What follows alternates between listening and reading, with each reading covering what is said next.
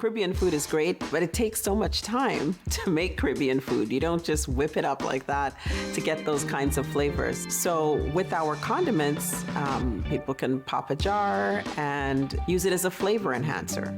My name is Resa Solomon St. Louis, and my company is Bacchanal. We specialize in Caribbean lifestyle foods, excited about creating that intersection between Caribbean food, Caribbean lifestyle through food, and our Canadian culture.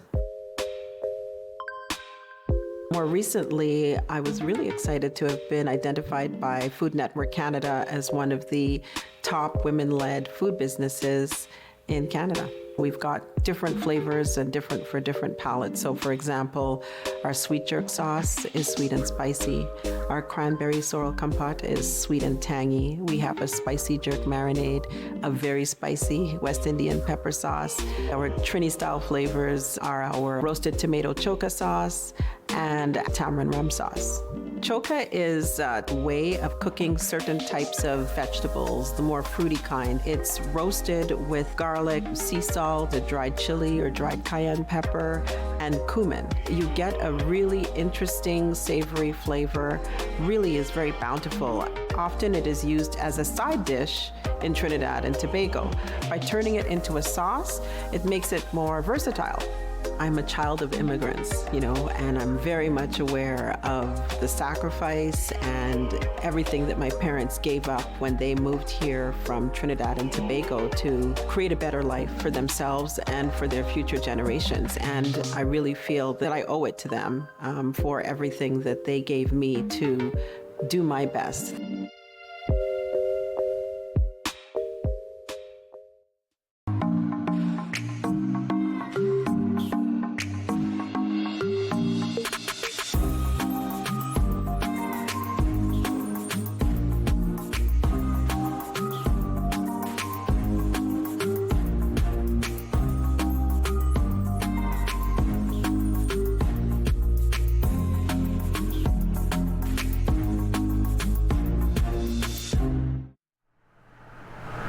My name is Resa Solomon St. Louis, and I am the chef and owner of Bacchanal Taste the Caribbean Lifestyle.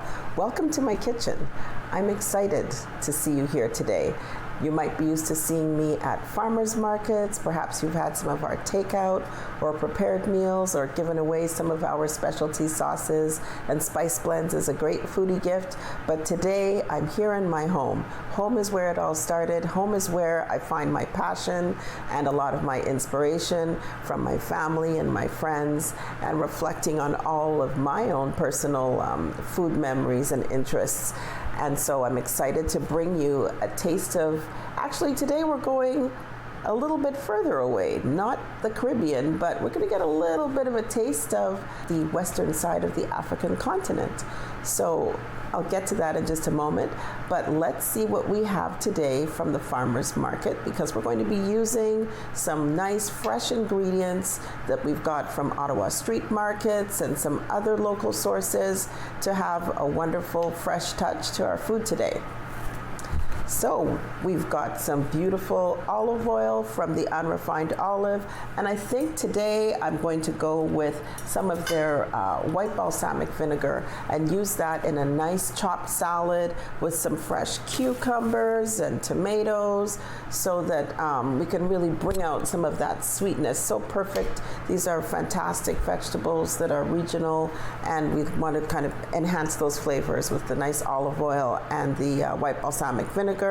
And then we're going to be doing a West African style Piri-Piri, or some of you know it as Piri-Piri chicken. And wait till you see, I think actually you'll understand why that chicken is so flavorful and so delicious when you see what goes into making it.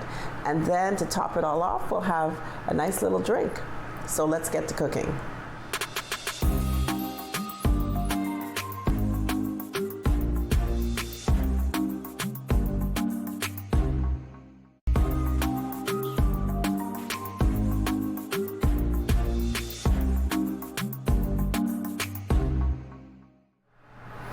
So we are now going to make our marinade for the Piri-Piri chicken or Pili-Pili chicken. This is a traditional dish from West Africa, and it gets its flavor from all of these fantastic ingredients.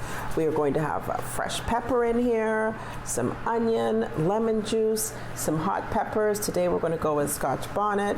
You have a mixture of different dried spices, but you know what? Our spice blend at Bacchanal is perfect for that.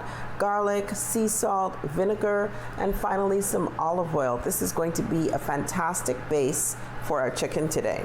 So we'll start with preparing our pepper.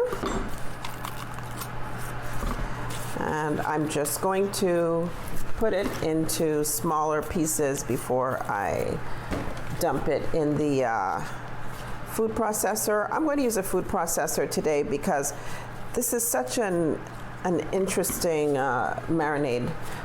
You know, we really want to make sure that all of the ingredients are ground up and into this wet marinade so that it can coat properly. And you know, as I make this, it makes me reflect on the fact that there's so many connections across the African diaspora, meaning African people of African descent originally all around the world. My family is from Trinidad and Tobago. In terms of our more recent origins, I would say. I was born in Canada, but dishes in different parts of the Caribbean, there are similarities amongst them, but they're not all the same. But what we do notice is that there are a lot of similarities with foods from different parts of Africa. And this marinade reminds me of something in Trinidad and Tobago called green seasoning, which is made from vinegar and fresh green things like peppers and celery and onions and cilantro and parsley. Oops, I'm gonna add in a few more things. So right now I've got 4 Scotch bonnet peppers. I'm gonna pop in 4 cloves of garlic.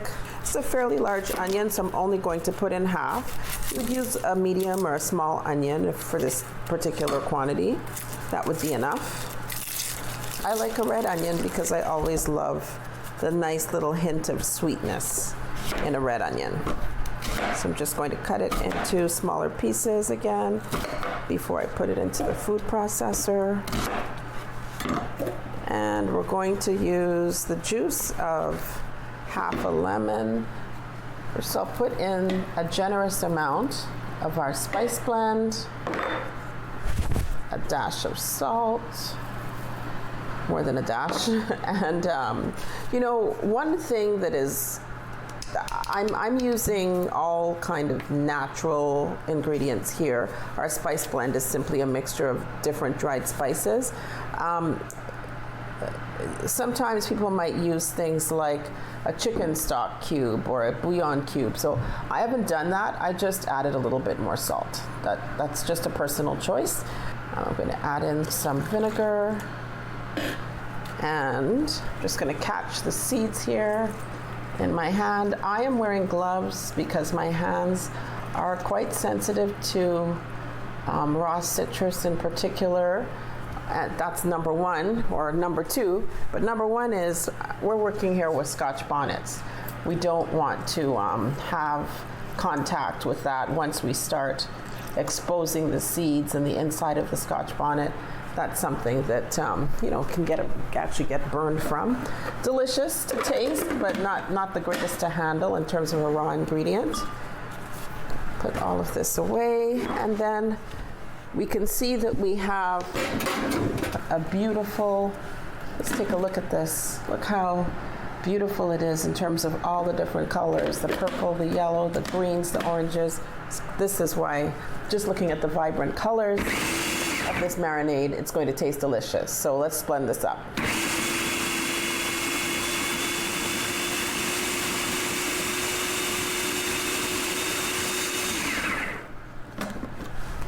So that's ready to go. And what I'll do is I will just put the marinade in this bowl. It'll be a little bit easier to work with.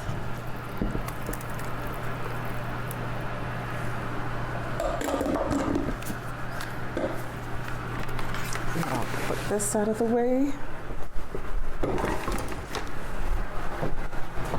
And what we can do now, you can see it's just like a bright orange, sometimes a red color, depending on the color of your peppers. I chose to use a yellow pepper, it doesn't really matter. And it just changes the color a little bit, otherwise it would be a lot more red. So now what I'm going to do is I am actually going to add a little bit more salt and a bit of dry seasoning to my chicken, just so that you know, this is something that is very common amongst people of Caribbean origin, is we always wash our meat and chicken, except if it's ground beef. Always get the little rinse with some cold water and something acidic like fresh lemon, fresh lime, or if I don't have that available, I'll use vinegar. So it gets a little bath, and then we rinse it off really well before we start cooking. And that's just something that I don't know if that's kind of left over from old days when people used to just have used to, you know, get chickens from the yard, as of course we do sometimes here, but now it's become part of, you know, almost like some of the flavor and how we cook, and that it has that base. So what I'm doing here is I'm pouring a generous amount of the seasoning, then I'm going to start to work it in, give the chicken a nice piri-piri massage. There we go. Working that in. And you know what? I would say that for this, ideally, you would want to marinate this. I'm just going to pull up the skin here because I want to make sure it's really integrated and we can get the flavor all through. You're going to taste it on the chicken breast because we're getting the flavor all the way in there. I'm going to pour some into the cavity and rub it from the inside. And we're going to make sure that when we put this on our pan, we're going to definitely not lose any of this marinade. So, and this is a fantastic chicken that we have here from the Piggy Market, one of our favorite local butchers. You can find them at local farmers markets or in Westboro. Amazing options there. So, look at that. That chicken is dressed, ready to go. And now what we're going to do is we're going to pop it into the oven. I'm going to put it in, I would say somewhere between 375 and 400, and I would start for an hour and then check on it. You definitely will notice that it's going to be like brown and crispy. That's when you want to take it out, even a little bit of a char on it. And we want to make sure that it reaches an internal temperature of at least 180 degrees. So keep an eye on it, and when it gets nice, golden, crispy, that's when you know that you're probably going to want to check the temperature. All right, let's pop this in.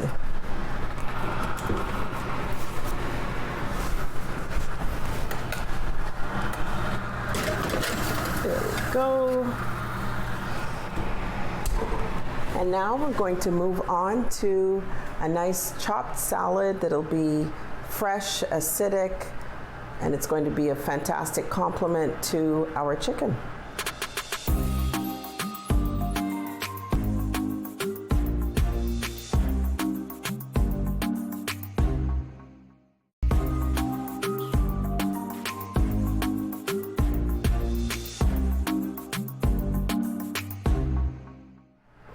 So we're ready to get going with our cucumber and tomato chopped salad. This is something that you will probably find on a lot of Caribbean kitchens, and it's so simple to make. So what we're going to do is we've got a nice farm fresh English cucumber.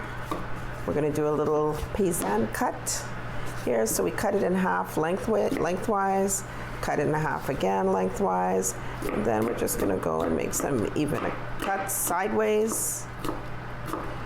Get a nice chunky cucumber going.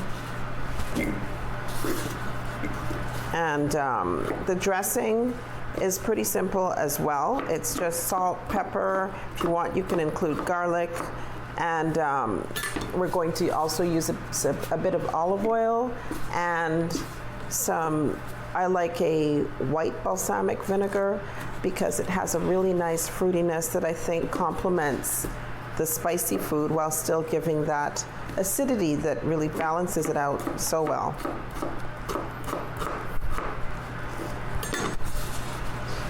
All right, almost done with the cucumber. Then we'll move on to the tomatoes. You can choose whatever kind of tomato you like. I like vine-ripened tomatoes, sometimes beefsteak, like what we've got today. But really, it's all your choice. So here we go. Our cucumber is ready. And now I am going to cut up some tomato. And of course, so what we're doing here is we're just making a nice side to go along with our spicy piri-piri chicken. And you can also go with like a regular garden salad too, but this is just like a nice way, especially if you're enjoying it during the summer. You want to take advantage of that beautiful, fresh, local produce. This is a great way to do it. Okay, so we have a nice chopped tomato. That's about the same amount, about 50, we've got about 50-50 tomato and cucumber. Of course, you can do it exactly as you like. And if you want, you can also skip the tomato. I'm going to add in a tiny little bit of Scotch bonnet so that I can have just a little bit of heat. This is a taste of the Caribbean lifestyle, Africa edition after all. We want to have a good dose of flavor in there. Alrighty, so there we go. It's almost taking on a bit of a summer salsa feel. I'm going to add some salt and pepper. Start off with some cracked pepper. Flip it over for some sea salt.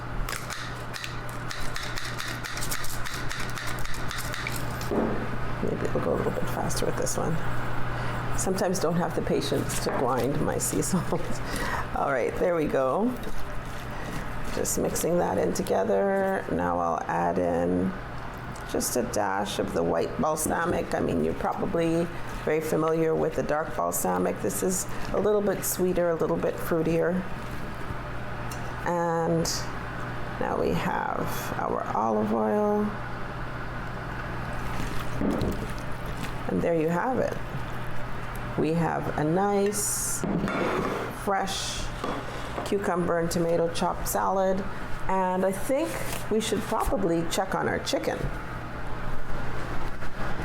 It's been in the oven for a little over an hour now. Oh, I think it's about ready. I will check on the temperature in a little bit, but I'm pretty sure we've reached the desired temperature given the amount of char, but you can always check it to make sure. You want to make sure it reaches its internal temperature of at least 180 degrees. So we will get the chicken ready and we'll plate this all up and have it with a delicious drink.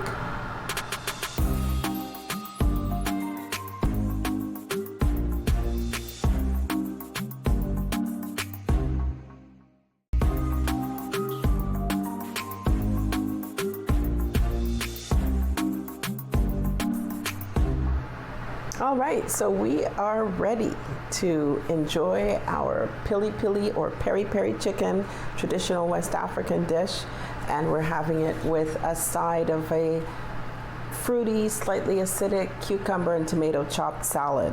And let's wash that down with a Fanta-inspired drink with a friend, which a friend of mine reminded me is quite popular around the lunch table in Nigeria.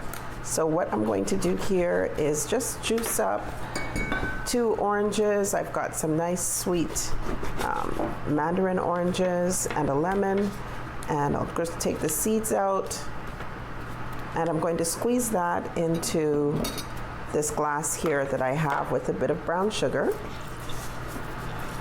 just to kind of create the citrus base first. And then we will add in a couple of other things. I always like to have a little bit of sparkle in my drink, so I often have it with sparkling water when I'm making my drinks, or maybe even ginger ale sometimes. But you can of course do this with flat water because it's just like making a lemonade. So there we go. I think we've got quite a good concentrate there. You could throw in a nice sprig of fresh mint too in here if you want, and a splash of rum. Also, that would make it fantastic. So what I'm going to do now is pour this over the ice, add in some sparkling water,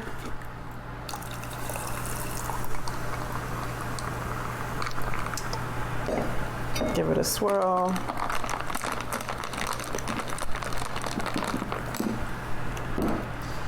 There we go.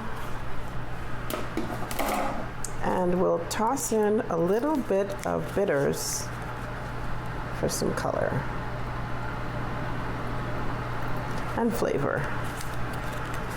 So there you have it. I think that this is going to be a delicious lunch. This particular option is gluten-free, low-carb, keto-friendly. So in terms of the food, but of course the drink does have some sugar in it. And it's a great way to enjoy the spices and flavors of the Caribbean and West Africa. Enjoy, and thank you for joining me in the kitchen with Resa.